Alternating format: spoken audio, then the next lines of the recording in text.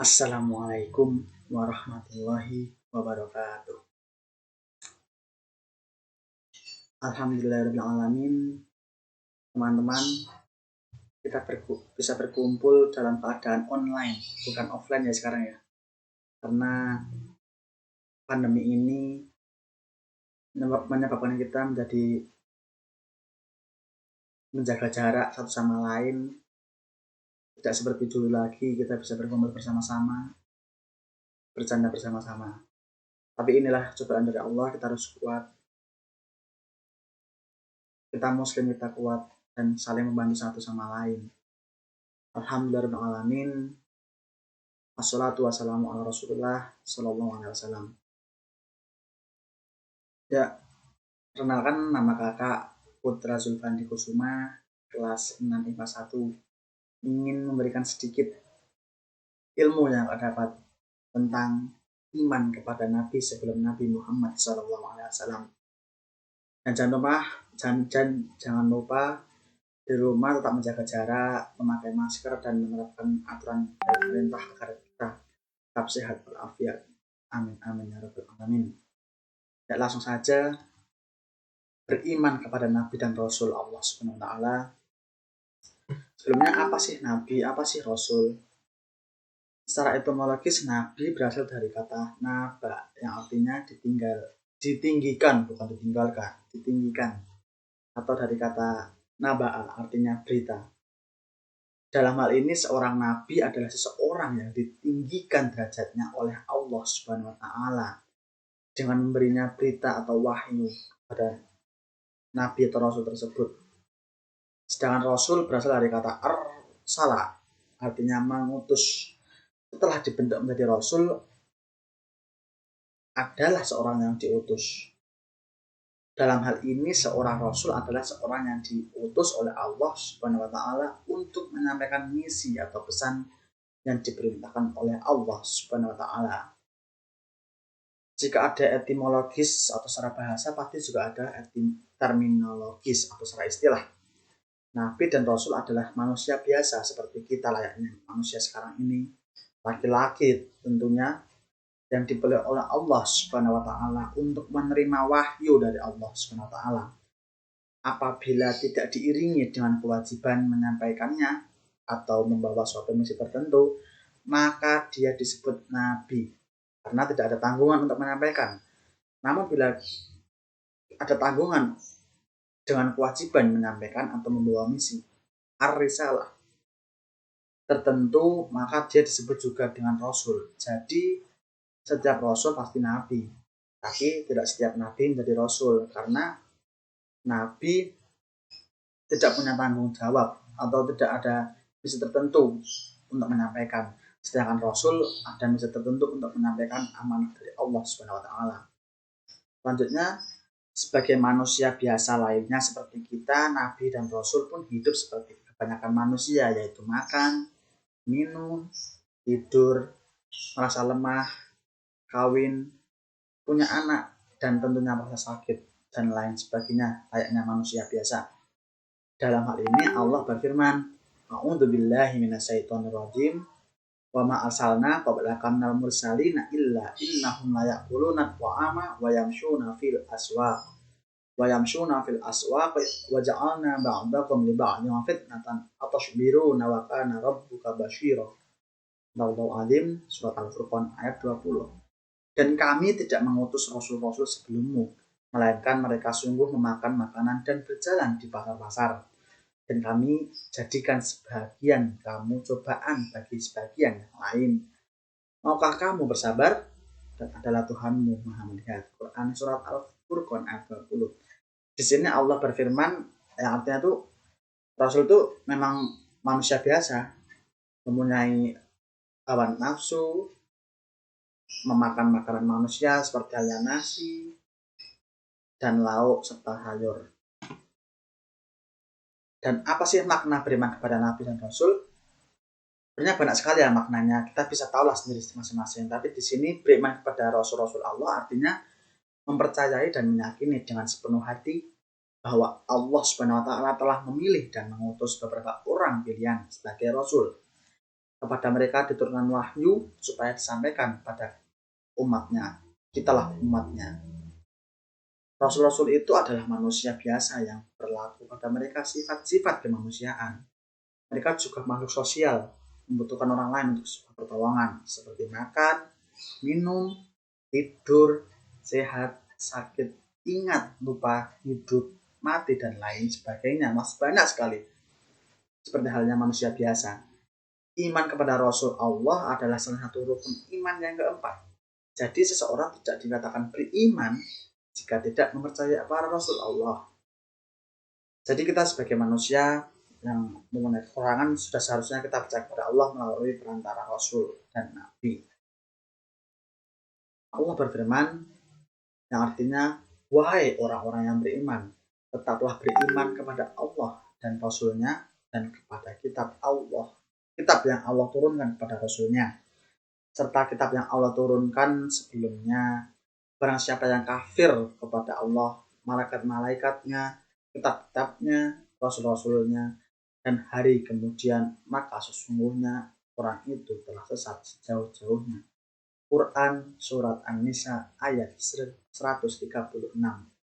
Di sini Allah berfirman lagi bahwa kita sudah seharusnya beriman kepada Allah, meyakini bahwa ada Rasul yang menyampaikan risalah dari Allah melalui kitab-kitabnya, ada malaikat ciptaan Allah, ada kitab dan Rasulnya yang Allah amanahkan untuk menyampaikan risalah kepada kita, umat. Para Rasul itu diberi mukjizat oleh Allah Subhanahu wa Ta'ala untuk menguatkan kedudukan mereka sebagai Rasul dan untuk membantah segala hujah atau alasan manusia yang mengingkari kepada para Rasul itu. Dalil nakli yang menjelaskan bahwa para Rasul diutus oleh Allah banyak. Di antaranya adalah surat An-Nahl ayat 36 yang artinya, dan sesungguhnya kami telah mengutus Rasul pada tiap-tiap umat untuk menyerukan sembahlah Allah saja dan jauhilah tauhid itu. Maka di antara umat itu ada orang-orang yang diberi petunjuk oleh Allah dan ada pula di antaranya orang-orang yang telah pasti kesesatan baginya. Maka berjalanlah kamu di muka bumi dan perhatikanlah bagaimana kesudahan orang-orang yang mendustakan Rasul-Rasul Allah SWT. Di sini ditegaskan lagi dalam dalil nakli surat An-Nahl ayat 36 bahwa Rasul dan Nabi benar-benar ada dan benar-benar Rasul itu benar-benar menyampaikan amanah dari Allah SWT untuk membimbing umat manusia ke jalan yang lebih baik. Jadi sudah jelas ya bahwa Rasul itu memang tugasnya menyampaikan kepada umatnya tentang amanah dari Allah Subhanahu wa Ta'ala dan tentunya amanah kebaikan.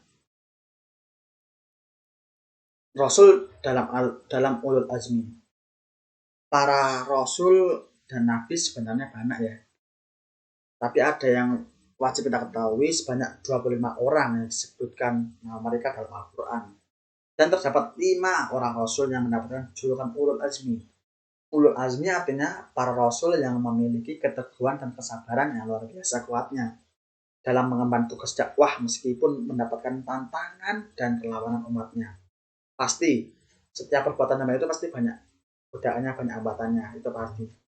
Sehubungan dengan Rasulul Azmi, Allah Subhanahu wa Ta'ala menerangkan dalam Al-Qur'an surat Al-Ahzab ayat 7 yang berbunyi, A'udzubillahi minasyaitonirrajim. Wa id akhadna minan nabiyyina mitsaqahum wa min Nuhin wa Ibrahim wa Musa wa Isa ibn Maryam wa akhadna minhum mitsaqan ghalidha. Shadaqallahul azim, Quran surat Al-Ahzab ayat 7. Nah, artinya, dan ingatlah ketika kami mengambil perjanjian dari nabi-nabi dan dari kamu sendiri, dari Nuh, Ibrahim, Musa, dan Isa putra Maryam. Dan kami telah mengambil dari mereka perjanjian yang teguh. Quran surat Al-Ahzab ayat 7. Adapun nama-nama Rasulul Azmi ialah yang pertama Nabi Nuh alaihissalam, yang kedua Nabi Ibrahim alaihissalam, yang ketiga Nabi Musa alaihissalam, yang keempat Nabi Isa alaihissalam, dan yang terakhir Nabi Muhammad sallallahu alaihi wasallam. Tentunya sudah pada tahu ya siapa Nabi dan Rasulul Azmi ini. Para Nabi dan Rasul di atas sangat pantas mendapatkan gelar Ulul Azmi. karena memiliki keistimewaan daripada nabi-nabi yang lain. Jadi berbeda nabi-nabi yang lain dan Rasul resmi, karena mereka memiliki keteguhan dan kesabaran yang luar biasa hebatnya. Misalnya, Nabi Nuh, beliau terkenal dengan ketabahan dan kesabarannya. Selama hampir lebih 650 tahun berdakwah menyampaikan ajaran Allah, tetapi hanya sedikit sekali orang yang mau mengikuti seruannya. Sebagian besar malah menolak kebaikan itu, bahkan mengejek dan menghinanya. Bahkan anaknya sendiri, anaknya Nabi Nuh, itu membangkang dan akhirnya tenggelam dalam gelombang banjir yang dahsyat. Beliau menyaksikan kejadian itu dengan tabah. Oh ya, ini kan baru satu cerita atau satu hikmah. Nanti tolong yang 4 lainnya tolong dicari sebagai nilai tugas ya. Dan selanjutnya sifat-sifat Rasul. Pasti Rasul memiliki sifat. Para Rasul dipilih oleh Allah dari keluarga yang terhormat dalam masyarakatnya, serta orang yang paling mulia pada zamannya. Untuk menjaga kedudukan dan martabatnya, Allah menganugerahkan sifat-sifat kemanusiaan yang sempurna, di samping sifat maksum yang memang sudah melekat pada dirinya dan tidak dapat ditandingi oleh manusia lainnya, tentu itu.